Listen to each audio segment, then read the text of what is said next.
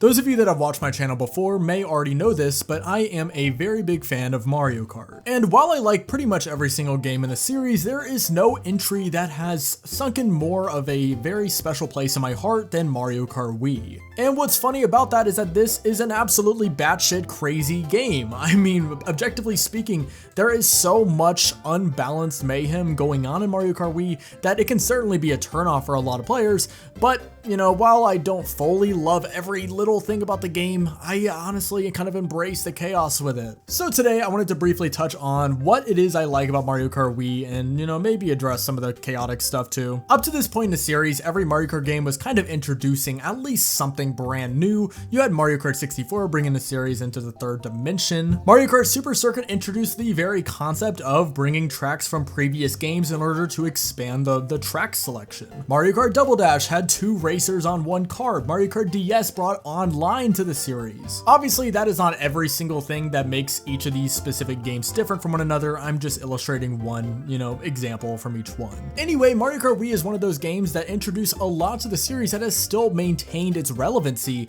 even, you know, as recently as Mario Kart World. Things like tricking or adding bikes to the kart selection. I'll go one by one though. I think that my favorite thing that Mario Kart Wii did introduce was tricking, because it kind of gives you something to do with your fingers every single time you go off of a ramp, or even sometimes just like little bumps in the road that you're able to trick off of. And whenever you land, it gives you a speed boost, which actually gives you a good incentive to do it. It sounds stupid at first before you play the previous games, but it honestly makes it jarring to go back to, say, Mario Kart DS right before Mario Kart Wii, and not being able to trick just feels off. It's one of those features that you never really knew you needed until it happened. Tricking did make its way into the future Mario Kart titles. However, something that makes it a little bit unique in Mario Kart Wii is that you have more agency over what direction you trick and also how you land from the trick. For casual players, this is a pretty irrelevant detail because, well, why would they really need to be caring about this? But whenever it comes to the competitive scene of Mario Kart Wii,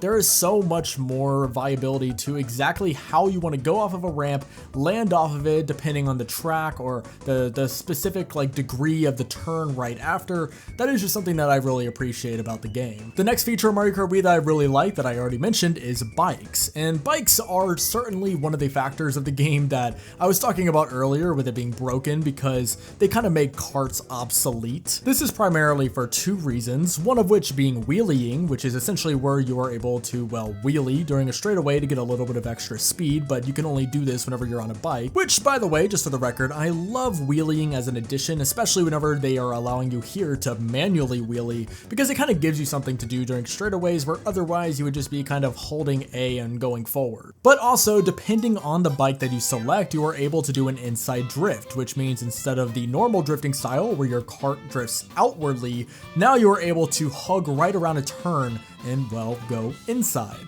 What this means is that for a majority of the tracks in this game, pretty much everything except for Rainbow Road, karts are largely obsolete. So the unfortunate reality of this is if you're playing in an online lobby, you will probably only see people using either the Flame Runner or the Mach Bike. Is this something that ruins the game? No. I mean, if I thought it did ruin the game, I wouldn't be making this video right now. But I can certainly see how a lot of people see it as kind of an Achilles heel of Mario Kart Wii, because it certainly is a drawback that none really of the other games in the series have to deal with. Another very significant strength of Mario Kart Wii though is the course selection, because likewise to Mario Kart DS right before, we have 32 tracks, except this time around all the retros are not actually worse than their original counterparts. Now the retros are certainly not as overhauled as what we would see in Mario Kart 8 or Mario Kart World, however they do a good job of kind of optimizing these courses to work with the engine of Mario Kart Wii, whether that be adding little bumps that you can trick off of, or half-pipe ramps, or things like that. But what really steals the show are the nitro tracks, because we have so many classics that are still maintained as fan favorites to this day.